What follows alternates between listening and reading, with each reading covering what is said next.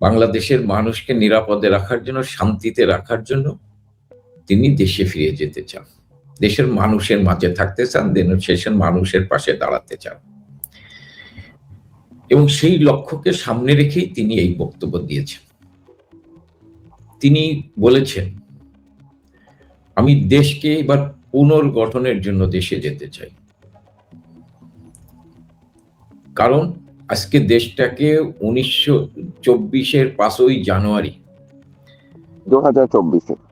2024-এর 5ই জানুয়ারি ছাত্র জনতা পুলিশ হত্যা করে, 5ই আগস্ট, দুঃখিত, 24-এর 5ই আগস্ট ছাত্র জনতা পুলিশ হত্যা করে অবৈধভাবে, অসাংবিধানিকভাবে ক্ষমতা দখলকারী, ক্ষমতালোভী, অর্থলোভী, সুদখোর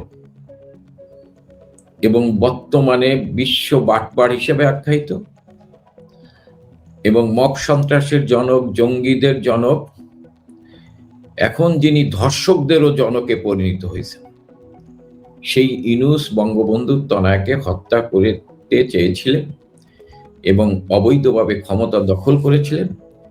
জননেত্রী শেখ হাসিনাকে আল্লাহ সেদিন রক্ষা করেছেন এবং উনি নিরাপদে জায়গায় এসেছেন।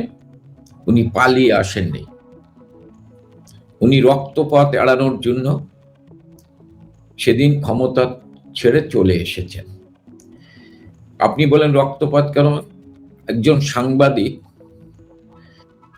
লিখেছেন, পাবেল হায়দার, যে 5ই আগস্ট যদি শেখ হাসিনাকে হত্যা করতে পারত তাহলে মিনিমাম 5 লক্ষ আওয়ামী লীগ সহ অসাম্প্রদায়িক চেতনায় বিশ্বাসী, মুক্তিযুদ্ধের পক্ষের সাংবাদিক, সাহিত্যিক, বুদ্ধিজীবী, পেশাজীবী, সেনাবাহিনীর মধ্যে, পুলিশ তো হত্যা করেছেন, সেনাবাহিনীর মধ্যেও প্রায় 5 লক্ষের অধিক মানুষকে তারা হত্যা করত। কিন্তু আল্লাহ সেদিন শেখ হাসিনাকে রক্ষা করেছেন। শেখ হাসিনা নিরাপদে আসতে পেরেছেন বলেই এই হত্যাকাণ্ড সংগঠিত নেই। তারপরেও শত শত আওয়ামী লীগ, যুবলীগ, ছাত্রলীগ, সংখ্যালঘু সম্প্রদায়ের মানুষকে, বিভিন্ন সাংবাদিক, শিক্ষক, তাদেরকে হত্যা করেছেন, আইনজীবীদের হত্যা করেছেন। এই দেশটা এখন ধ্বংসের দ্বার প্রান্তে। আজকে সেই দেশটাকে রক্ষা করতে হলে, যে দেশটাকে জননেত্রী শেখ হাসিনা, আমি একটা উদাহরণ দেখেন, এই যে হামে প্রায় সরকার হিসেব অনুযায়ী 500-র বেশি, কিন্তু বেসরকারি ব্যাপারে 1000-এর উপরে শিশু মারা গিয়েছে। শেখ হাসিনা যদি প্রধানমন্ত্রী থাকতেন তাহলে কিন্তু আল্লাহর রহমতে এই মহামারী আকারে হামের দেখা যেত না। এই যে ঘরে ঘরে শিশু হারা বাবা মার আত্মনাদ, আহাজারি, এটি শুনতো না মানুষ। আজকে মানুষ তাই উপলব্ধি করছেন যে আজকে দেশটাকে রক্ষা করতে হলে, অর্থাৎ ক্রাইসিস মোকাবেলার জন্য শেখ হাসিনার বিকল্প বঙ্গবন্ধুকে হত্যা করার পর কোন রাষ্ট্রনায়ক, কোন সরকার প্রধান এখন পর্যন্ত আসেনি, এটা মানুষ মনে করে। এবং আপনি দেখেছেন ইদানিং একটা জরিপ করেছেন, অবৈধ অসাংবিধানিক সরকারের একজন উপদেষ্টা, যিনি সকল নাটের গুরু, তিনি প্রমাণ করতে চেয়েছিলেন তার ফেসবুকে যে জনগণ শেখ হাসিনাকে চায় কিনা, কিন্তু তার ফেসবুকে উত্তর এসেছে দেশের শতকরা 87% লোক মনে করে দেশ রক্ষা করতে হলে শেখ হাসিনার প্রয়োজন। এবং এই দিক থেকেই জননেত্রী শেখ হাসিনা, তিনি দেশের জন্য যে কোনো ত্যাগ স্বীকার করতে প্রস্তুত। এই কারণে তিনি ঘোষণা দিয়েছেন যে আজকে দেশটাকে পুনর্গঠন করতে হইলে, দেশকে নিরাপদে রাখতে হইলে, দেশের মানুষকে নিরাপদে রাখতে হইলে, দেশকে বাসযোগ্য করতে হইলে, তাহলে তাকে দেশের জনগণের পাশে গিয়ে দাঁড়াতে হবে। এবং জনগণও সেইটা প্রত্যাশা করছেন, শুধু আওয়ামী লীগের, তৃণমূলের নেতা কর্মীরা নয়। আপনি ইতিমধ্যে শুনেছেন যে জাতীয় পার্টির জিএম কাদের বলেছেন যে বাংলাদেশে আওয়ামী লীগ না, নৌকা না, মানুষ আগামী দিনে শেখ হাসিনার নামের উপর মানুষ রায় দেবে। অর্থাৎ শেখ হাসিনার জনপ্রিয়তা আজকে প্রায় 87 ভাগ লোক মনে করে এই দেশটাকে রক্ষা করতে হইলে, 71কে রক্ষা করতে হইলে, দেশের অস্তিত্ব টিকিয়ে রাখতে হইলে, দেশের মানুষকে ভালো রাখতে হইলে শেখ হাসিনার বিকল্প নাই। এবং তারা চায় তাদের প্রিয় নেত্রী, তাদের আস্থার ঠিকানা, তাদের শক্তি শেখ হাসিনা তাদের মাঝে ফিরে আসুক। এই কারণে বঙ্গবন্ধুর তনায় দেশের মানুষের প্রতি যে তার দায়িত্ব, তিনি বারবার মৃত্যুর মুখোমুখি দাঁড়িয়েছেন, কখনো মাথা নত করেননি। তিনি প্রধানমন্ত্রীর লোভে দেশকে বিক্রি করতে চাননি। সবার মুখের উপর বলে দিয়েছেন আগে দেশ, তারপরে হচ্ছে আমি। যে নেত্রীর কাছে ব্যক্তির চেয়ে দল বড়, দলের চাইতে দেশ বড়, এইটা যে শেখ হাসিনা বিশ্বাস করেন, শেখ হাসিনার কাছে তার চাইতে দল, দলের চাইতে মনে করেন দেশ। সেই দেশকে রক্ষা করার জন্য দেশের মানুষ যখন তাকে চাচ্ছে, তিনি এই কারণে ঘোষণা দিয়েছেন দেশে যাওয়ার জন্য। আর আপনি যেটা বলছেন, আমাদের সাংগঠনিক কাঠামো কিন্তু মূল দলের সব জায়গায় আমাদের সাংগঠনিক কাঠামো আছে।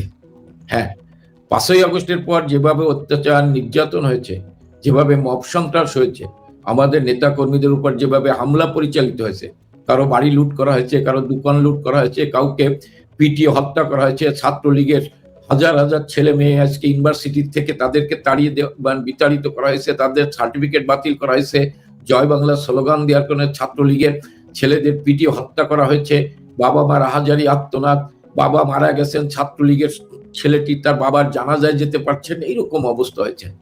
স্ত্রী সন্তান মারা গিয়েছেন, সেই স্ত্রী সন্তানের লাশ জানাজায় অংশগ্রহণ করতে পারেন, এই অপরাধ ছাত্রলীগ করে। এই যে 71কে হার মানিয়েছেন ইনুস গঙ্গদের, ইনুসের অপশাসন দুঃশাসনের সময়, আজকে সেই জায়গা থেকে দাঁড়িয়ে আমরা আজকে আমাদের নেতা কর্মীরা অনেকেই আতঙ্কগ্রস্ত ছিল, পালিয়ে কোন রকম জীবন বাঁচানোর চেষ্টা করেছেন। আজকে এই কারণে হয়তো তারা এখন ঘুরে দাঁড়ানোর চেষ্টা করছেন, এবং বলা হয়েছে যেখানে আমাদের সংগঠন, বাংলাদেশ আওয়ামী লীগ কিন্তু প্রতিটি জেলায় আমাদের সাংগঠনিক কাঠামো পূর্ণাঙ্গ আছে। আমাদের প্রিয় নেত্রী নির্দেশ দিয়েছেন আমাদের সহযোগী সংগঠন এবং মূল সংগঠন, সহযোগী সংগঠনের যেখানে যেখানে কমিটি নাই, তৃণমূল পর্যায়ে সেখানে যারা দুঃসময় ত্যাগী, যারা এই সংকটকালে, এই অত্যাচার নির্যাতনের সময় যারা মাঠে কাজ করছেন, যারা মিছিল মিটিং করছেন, যারা গ্রেপ্তার হয়েছে, যারা মব সন্ত্রাসের শিকার হয়েছে, তাদেরকে দিয়ে গুরুত্ব দিয়ে, যেখানে কমিটি নাই, সহযোগী সংগঠন মূল সংগঠন যেখানে কমিটি নাই, সেখানে উনি কমিটি করার নির্দেশ দিয়েছেন। এবং আমাদের সহযোগী, আমি এই জায়গাটি আরেকটু কনফার্ম হওয়ার জন্য, মানে আপাতত যেই জায়গাগুলোতে কমিটি নাই বা সেই জায়গাগুলোতে নতুন কমিটি হবে, কিন্তু যেখানে আছে সেগুলো হাত দেওয়া হবে না আপাতত, এমনটা? সেইগুলোতে হাত দেওয়া হবে না।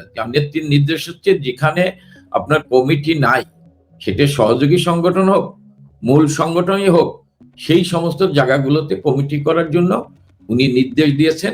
সহযোগী সংগঠনের নেতৃবৃন্দ তাদের প্রতিটি জেলা উপজেলা যেখানে কমিটি নেই সেখানে কমিটি করবে, যদি আংশিক কমিটি করে সেইখানে পূর্ণাঙ্গ কমিটি করবে। এইভাবে উনি নির্দেশনা দিয়েছেন।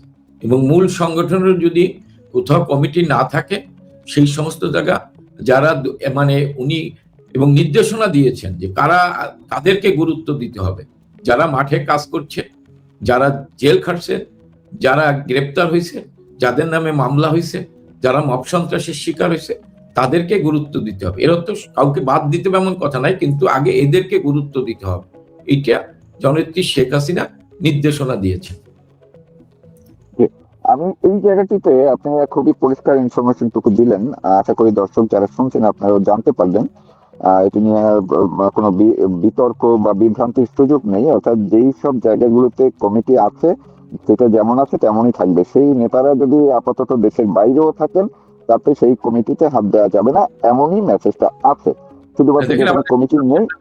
আপনার মধ্যে আরেকটু বলি, নেত্রী বিভিন্ন জায়গায় বক্তৃতা কিন্তু সুস্পষ্টভাবে বলছে, নেত্রীর বক্তৃতা কিন্তু প্রচারিত হয়েছে, তিনার বক্তৃতা কিন্তু এই কথাগুলোই আছে, আমি যে কথাগুলো বললাম।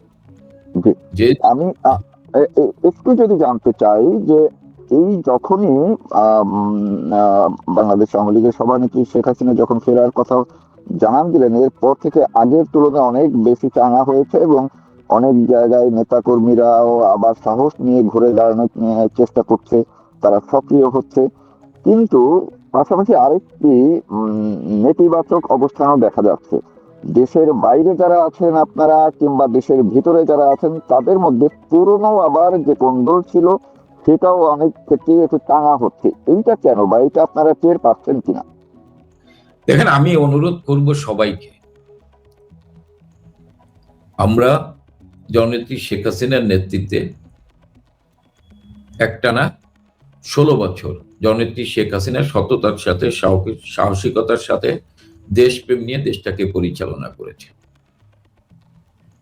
আমরা যারা বিভিন্ন জায়গায় দায়িত্ব পালন করছি, আমাদের ভুল ত্রুটি হতেই পারে, আমাদের ভিতরে প্রতিযোগিতা ছিল, প্রতিদ্বন্দ্বিতা ছিল।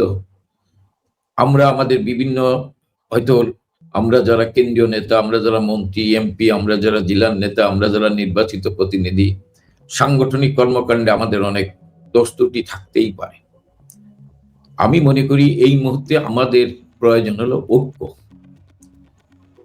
আমি মনে করি আমাদের অস্তিত্ব উপর আঘাত এসেছে। আজকে আমরা আর কোনো ব্যক্তি নাই, আজকে আমাদের অস্তিত্ব কি? আমাদের অস্তিত্ব হচ্ছে বঙ্গবন্ধু। আমাদের অস্তিত্ব কি? আমাদের অস্তিত্ব হচ্ছে বাংলাদেশ। আমাদের অস্তিত্ব কি? আমাদের অস্তিত্ব হচ্ছে ৭১। আমাদের অনুভূতি কি? আমাদের অনুভূতি হচ্ছে শেখ হাসিনা। এই অস্তিত্বকে রক্ষা করতে হলে বঙ্গবন্ধু, বাংলাদেশ, ৭১কে রক্ষা করতে হলে আমাদের অনুভূতি শেখ হাসিনা, আমাদের আস্থার ঠিকানা শেখ হাসিনা। সেই শেখ হাসিনার নেতৃত্বে আমাদের ঐক্যবদ্ধ হতে হবে। আমরা কে কি করছি এই আলোচনায় না গিয়ে আজকে আমরা কিভাবে এই আমাদের অস্তিত্বকে আমরা টিকিয়ে রাখতে পারব। আমাদের অস্তিত্ব না থাকলে কিন্তু আমরা কেউ থাকবো না। আমরা প্রতিযোগিতা করি, নেতৃত্বের প্রতিযোগিতা করি, যেটাই করি, আমরা কিন্তু কেউ থাকবো না। আজকে আমাদের অস্তিত্ব নিয়েই আজকে চূড়ান্ত আঘাত করেছে। আজকে আমরা অনলাইনে কথা বলছি, আজকে যে দল মুক্তিযুদ্ধের নেতৃত্ব দিয়েছে, আওয়ামী লীগ মানে বাংলাদেশ, বঙ্গবন্ধু মানে বাংলাদেশ, বঙ্গবন্ধু বাংলাদেশ, আওয়ামী লীগ আর বাংলাদেশের স্বাধীনতা, বাংলাদেশে এক অভিন্ন। আজকে এই তিনটে অস্তিত্বের উপর আঘাত এনেছেন। বঙ্গবন্ধুর উপর আঘাত এসেছে, আওয়ামী লীগের উপর আঘাত এসেছে, বাংলাদেশের উপর আঘাত এসেছে। আর বাংলাদেশের উপর আঘাত আসার মধ্যে দিয়ে কিন্তু আজকে বাংলাদেশ ধ্বংসের দ্বার প্রান্তে। বাংলাদেশের কৃষকের ঘরে হাহাকার, শ্রমিকের ঘরে হাহাকার। আজকে 500-র উপর মা বোন ধর্ষিতা হচ্ছে। আজকে রামিসার মতো 7 বছরের মেয়ে ধর্ষিত হয়, তাকে গলা হত্যা করা হচ্ছে। আজকে বাংলাদেশটা ধর্ষকের দেশে পরিণত হয়েছে। আজকে বাংলাদেশ আজকে হামের মহামারী, ধর্ষকের মহামারী। আজকে বাংলাদেশে গার্মেন্ট শিল্প বন্ধ, শিল্প কারখানা বন্ধ, লক্ষ লক্ষ মানুষ কর্মহীন হয়ে পড়েছে। আজকে খুনের বাংলাদেশে রূপান্তরিত হয়েছে। কোথায় আজকে বাংলাদেশ? আজকে বাংলাদেশটা খুনের বাংলাদেশে পরিণত হয়েছে। সেই বাংলাদেশকে রক্ষা করতে হলে আজকে আওয়ামী লীগের তৃণমূলের নেতাকর্মীদের, কেন্দ্র থেকে তৃণমূলের নেতাকর্মীদের ঐক্যবদ্ধ হতে হবে।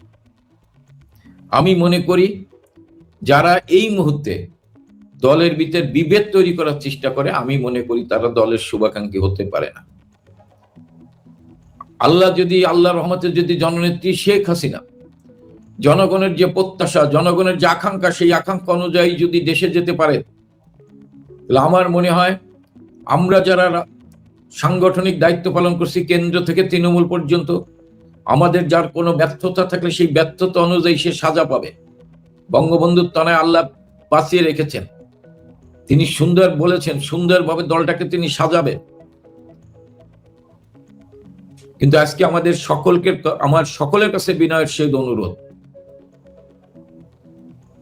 যে আজকে আমাদের অস্তিত্ব রক্ষার সাথে আমাদের অনুভূতি শেখ হাসিনার নেতৃত্বে আমাদের ঐক্যবদ্ধ হতে হবে। এবং আমাদের ইস্পাত কঠিন ঐক্য গড়ে তুলতে হবে। এই লড়াইটা কিন্তু অতীতের চাইতে কঠিন। বঙ্গবন্ধুর তনয়া 3 বার স্বদেশ প্রত্যাবর্তন করেছেন। তিনি 3টি শব্দ করেছেন। 81 সালের 17 মে এসেছেন তিনি, স্বজন হারা সব হারিয়ে এসেছেন। একজন বাবা হারা মা হারা মেয়ে হিসেবে এসে তিনি আওয়ামী লীগকে পুনর্গঠন করেছেন। আওয়ামী লীগ ব্র্যাকেট বন্দী ছিল, সেই আওয়ামী লীগকে পুনর্গঠন করেছেন, বাংলাদেশের মানুষের ভোটের অধিকার প্রতিষ্ঠা করেছেন। তিনি স্লোগান দিয়েছেন, আমার ভোট আমি দেব, যাকে খুশি তাকে দেব।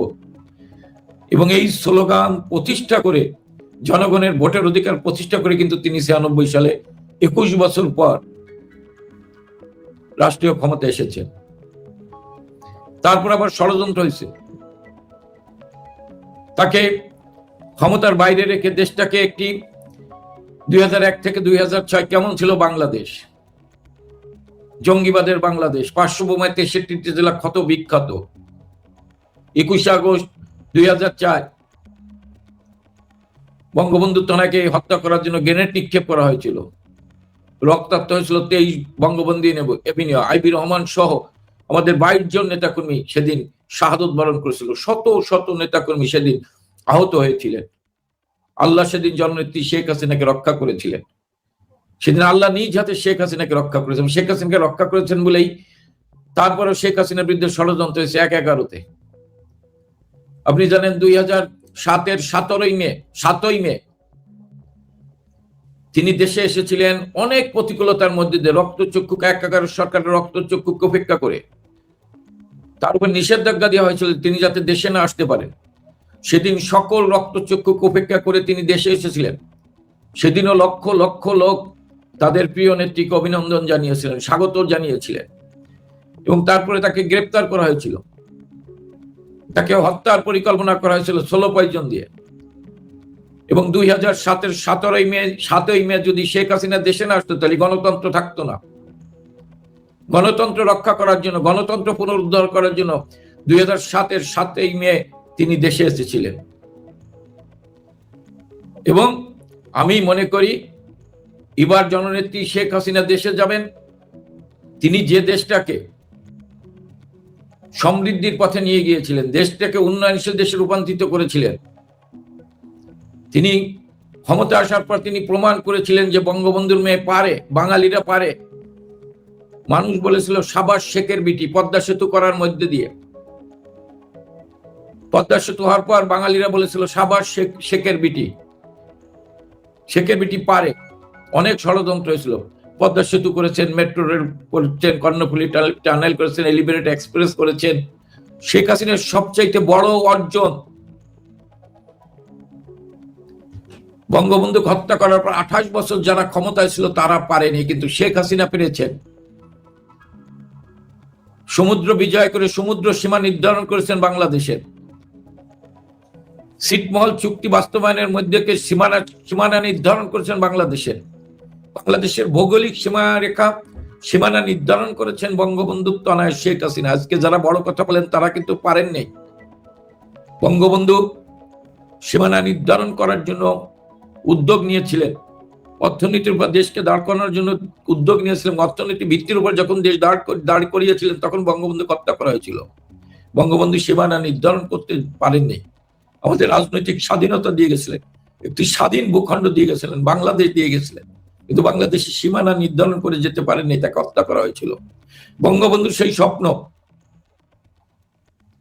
দেশপ্রেম নিয়ে, সততা নিয়ে, সাহসিকতা নিয়ে, তার পার্সোনাল ডিপ্লোমেসি দিয়ে সেদিন শেখ হাসিনা আমাদের সমুদ্র সীমারেখা নির্ধারণ করেছেন, সীমা নির্ধারণ করেছেন, আমাদের বাংলাদেশের ভৌগোলিক সীমারেখা নির্ধারণ করেছেন।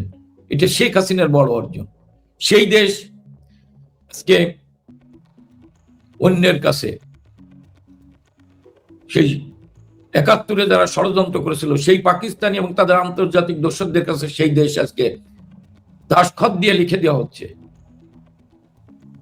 আজকে বাংলাদেশের মানুষ বাঁচতে চায়, বাংলাদেশের মানুষ নিরাপদে থাকতে চায়, বাংলাদেশের মানুষের শান্তিতে থাকতে চায়, বাংলাদেশের মানুষ অন্ন, বস্ত্র, বাসস্থান, চিকিৎসা, লেখাপড়ার নিশ্চয়তা চায়।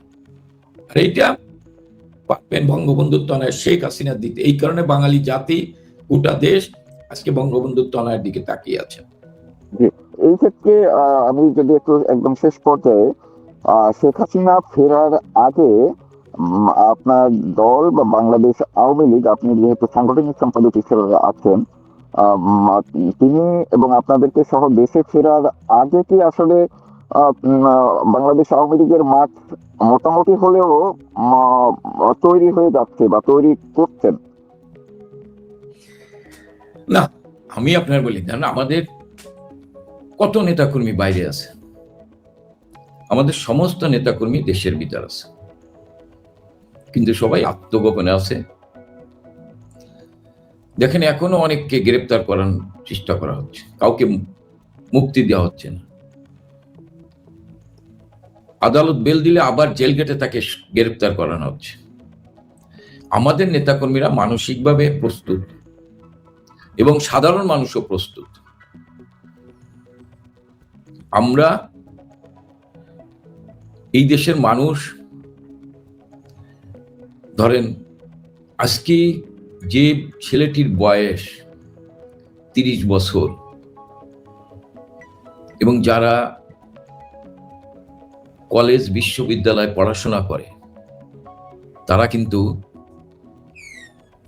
2001 থেকে 2006 বিএনপি জামাতের শাসন আমল তারা দেখেনি।